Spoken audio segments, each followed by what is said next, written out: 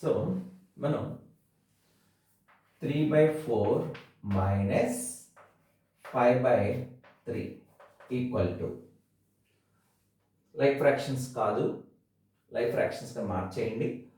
ఇక్కడ ఉన్న 3తో ఈ రెండు నంబర్స్ మల్టిప్లై చేయండి, మైనస్ ఇక్కడ ఉన్న 4తో ఈ రెండు నంబర్స్ మల్టిప్లై చేయండి. దిస్ ఈక్వల్ టు ఇప్పుడు లైక్ ఫ్రాక్షన్స్గా మారిపోయినాయి కదా. నౌ డినామినేటర్ 12 రాయండి. 19 మైనస్ 20, దయచేసి 1 అని మాత్రం చెప్పకండి అమ్మా. 1 అని చెప్పేటట్టయితే ఆల్రెడీ ఇంటీజర్స్ వీడియో చేశాను, అది చూడండి ఒకసారి. So 19 minus 20 minus 1/12. అలాగే 1/7 ప్లస్ 2/7. ఇంకా అలవాటైపోయి లైక్ ఫ్రాక్షన్స్గా మార్చేద్దామని ట్రై చేయకండి, ఆల్రెడీ లైక్ ఫ్రాక్షన్సే. డైరెక్ట్గా 1 + 2 రాసేసాను. సో లైక్ ఫ్రాక్షన్స్గా ఉన్నాయా లేదా చెక్ చేసుకొని, లైక్ ఫ్రాక్షన్స్ కాకపోతే అప్పుడు మార్చండి. బాగా అలవాటైపోయి వీటిని కూడా లైక్ ఫ్రాక్షన్స్గా మార్చారనుకోండి, మరీ బై హార్ట్ చేసినట్టు ఉంటుంది. కొంచెం తెలివిగా బిహేవ్ చేయండి. సో ఎడిషన్ సబ్ట్రాక్షన్ చేసాం, ఎడిషన్ చేసాం. సింప్లిఫై చేయాలంటే లైక్ ఫ్రాక్షన్స్గా మార్చి చేయాల్సిందే.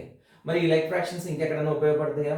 ఎస్, కంపారిజన్ చేయడానికి కూడా ఉపయోగపడతాయి అమ్మా. సో ఇప్పుడు మనకి 3/4 అండ్ 5/11 ఈ రెండు నంబర్స్ని ఏది బిగ్ నెంబర్ అని అడిగారు అనుకోండి, మీరైతే ఏం చెప్తారు? ఖచ్చితంగా 5/11 బిగ్ నెంబర్ అని చెప్తారు కదా. ఎందుకంటే ఇవి రెండు చిన్నగా ఉన్నాయి, ఈ రెండు పెద్దగా ఉన్నాయి. అదే కదా మీ రీజన్. చూద్దాం ఈ రెండిట్లో ఏది బిగ్ నెంబర్.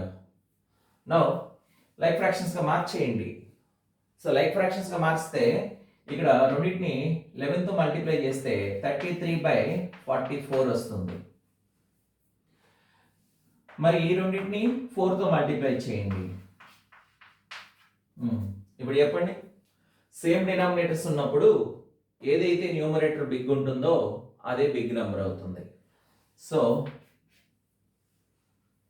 కానీ మనల్ని ఈ రెండు కాదు కదా ఏది బిగ్ నెంబర్ అని అడిగింది, ఇది. సో లైక్ ఫ్రాక్షన్స్ అయితే ఈజీగా కంపారిజన్ చేసి చెప్పేసేయచ్చు.